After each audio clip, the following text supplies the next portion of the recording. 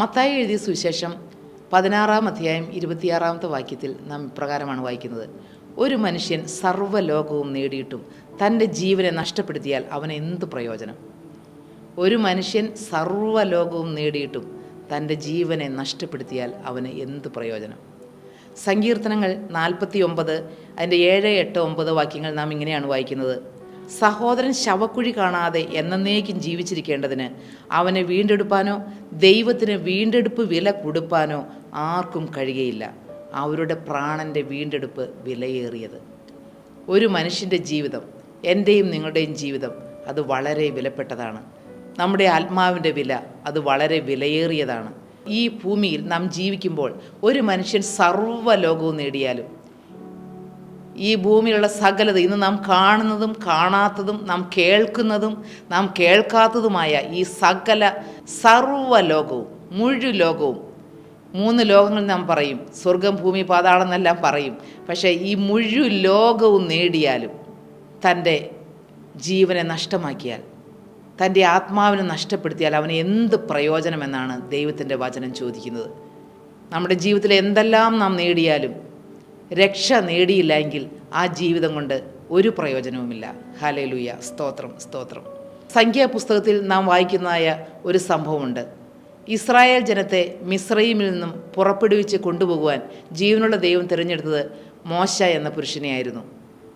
ഭൂതലത്തിലേക്കും സൗമ്യതയുള്ള മനുഷ്യനെന്നാണ് ജീവനുള്ള ദൈവം മോശയെക്കുറിച്ച് തന്നെ പറയുന്നത്. എന്നാൽ ഈ മോശ മിസ്രയീം ജനത്തെ നടത്തിക്കൊണ്ട് മരുഭൂമിയിലൂടെ യാത്ര ചെയ്യുമ്പോൾ മോശയുടെ തന്നെ കൂട്ടത്തിലുള്ള കോരഹ്, ദാദാൻ, അബീറാം എന്നിവർ മോശയ്ക്ക് എതിരായി മത്സരിച്ചു. നാം അവിടെ കാണുന്നുണ്ട്, ലേവി കുടുംബത്തിലാണ് മോശ ജനിച്ചത്. അതുപോലെ ഈ മോശയോട് മത്സരിച്ചത് കോരഹും ലേവി പാരമ്പര്യത്തിൽ ജനിച്ച ഒരു വ്യക്തിയാണ്. യാക്കോബിൻ്റെ 12 മക്കളിൽ പൗരോഹിത്യത്തിനു വേണ്ടി തിരഞ്ഞെടുക്കപ്പെട്ട ഗോത്രമായിരുന്നു ലേവി ഗോത്രം. ആ ലേവിക്ക് 3 മക്കളാണ് ഉണ്ടായിരുന്നത്: ഗർശോൻ, കെഹാത്ത്, മെരാരി. കെഹാത്തിൻ്റെ മകനായ അമ്രാമിൻ്റെ മകനായിട്ടാണ് മോശ ജനിച്ചത്. കെഹാത്തിൻ്റെ മറ്റൊരു മകനായ ഇസ്ഹാരിലാണ് കോരഹ് ജനിച്ചത്. എന്നാൽ അവർ തമ്മിൽ കസിൻസായിരുന്നു. കോരഹും മോശയും കസിൻസായിരുന്നു. പക്ഷേ മോശയ്ക്കെതിരായി കോരഹ് പിറുപിറുത്തു, മോശയ്ക്കെതിരായി മത്സരിച്ചു, മോശയുടെ പൗരോഹിത്യത്തിന് എതിരായി സംസാരിച്ചു, മോശയുടെ നേതൃത്വത്തിന് എതിരായി സംസാരിച്ചു. ചിലപ്പോൾ നമ്മുടെ കൂട്ടത്തിലുള്ളവർ തന്നെ നമുക്കെതിരായി പോയി എന്ന് വന്നേക്കാം. നമ്മുടെ കൂട്ടത്തിലുള്ളവർ നമ്മെ മനസ്സിലാക്കാതെ തെറ്റിദ്ധാരണയോടെ സംസാരിച്ചേക്കാം, നമ്മെ കുറ്റം വിധിച്ചേക്കാം, നമ്മെ മനസ്സിലാക്കാതെ പല കാര്യങ്ങളും ദോഷമായി പറഞ്ഞേക്കാം. 250 സംഘ സദസ്യന്മാരായ മറ്റ് 250 പേരോട് കൂടി നിന്നാണ് ഇവർ മോശയോട് മത്സരിച്ചത്. ഇവർ 3 പേർ മാത്രമല്ല, അവർ മറ്റ് 250 പേരെ കൂടി തങ്ങളുടെ കൂട്ടത്തിൽ ചേർത്തു. ആ 600,000 ജനങ്ങൾ പോകുന്ന കൂട്ടത്തിൽ മോശ അവർക്ക് നേതാവായി നേതൃത്വം കൊടുത്ത് ജീവനുള്ള ദൈവത്തിങ്കിൽ നിന്ന് അരുളപ്പാടുകൾ വാങ്ങിച്ച് ഈ ജനത്തെ മുന്നിലോട്ട് നടത്തിക്കൊണ്ടു പോകുമ്പോൾ, മിസ്രയീമിൽ നിന്ന് വിടുവിച്ച് കനാൻ നാട്ടിലേക്ക് നടത്തിക്കൊണ്ടു പോകുമ്പോൾ തൻ്റെ കൂടെയുള്ളവർ തന്നെ മോശയ്ക്ക് എതിരായി മാറി. കൂടെയുള്ളവർ തന്നെ മോശയോട് എതിരിട്ടു മത്സരിച്ചു. എന്നാൽ മോശ എന്ന പുരുഷൻ അവരോട് എതിർത്തൊന്നും പറഞ്ഞില്ല. എന്നാൽ സംഖ്യാപുസ്തകം 16-ാമത്തെ അധ്യായത്തിൽ നാം കോരഹിൻ്റെ നാശത്തെക്കുറിച്ച് കാണുന്നുണ്ട്. കോരഹും ദാദാനും അബീറാമും മോശയ്ക്കെതിരായി സംസാരിച്ചു. എന്നാൽ ജീവനുള്ള ദൈവം തന്നെ അവരോട് നേരിട്ടിടപെട്ടു. ഭൂമി വായ് പിളർന്ന് അവരെ വിഴുങ്ങിക്കളഞ്ഞു എന്നാണ് വായിക്കുന്നത്. മോശയുടെ നേതൃത്വത്തെ ചോദ്യം ചെയ്ത കോരഹ്, ദാദാൻ, അബീറാം എന്നിവരുടെ കുടുംബത്തോടുകൂടെ, അവരോട് കൂടെ ഉണ്ടായിരുന്ന 250 പേരോട് കൂടെ ഭൂമി വായ് പിളർന്ന് അവരെ വിഴുങ്ങിക്കളഞ്ഞു. എന്നാൽ അവിടെ ഒരു മനോഹരമായൊരു വാക്യം, അത് വളരെ വളരെ അതിമനോഹരമായ ഒരു വാക്യം നമുക്കവിടെ കാണാനുണ്ട്. സംഖ്യാപുസ്തകം 26:11 നാം വായിക്കുന്നു, എന്നാൽ കോരഹിൻ്റെ പുത്രന്മാർ മരിച്ചില്ല.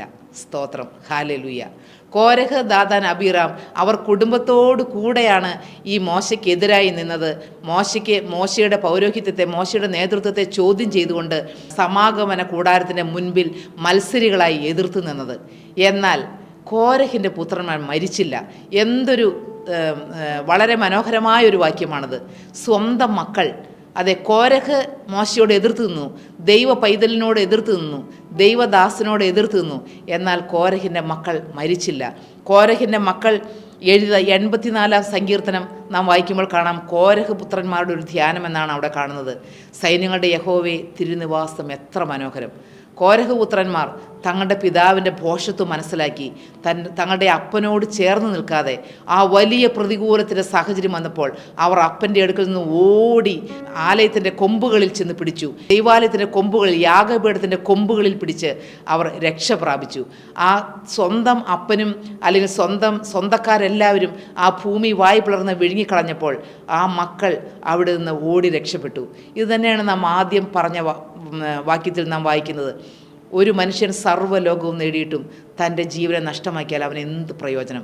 കോരഹ് പുത്രന്മാർ തങ്ങളുടെ ജീവിതകാലത്തിൽ ഒരു ദൈവത്തെ അറിഞ്ഞിരുന്നു, ഒരു യഹോവയായ ദൈവത്തെ, ആ യാഹാം ദൈവത്തെ, മോശയിൽ കൂടി വ്യാപരിക്കുന്നതായ ദൈവത്തിൻ്റെ പരിശുദ്ധാത്മാവിനെ അവർ തിരിച്ചറിഞ്ഞിരുന്നുകൊണ്ട് തങ്ങളുടെ അപ്പൻ്റെ ചതിയിൽ അവർ പെട്ടുപോയില്ല.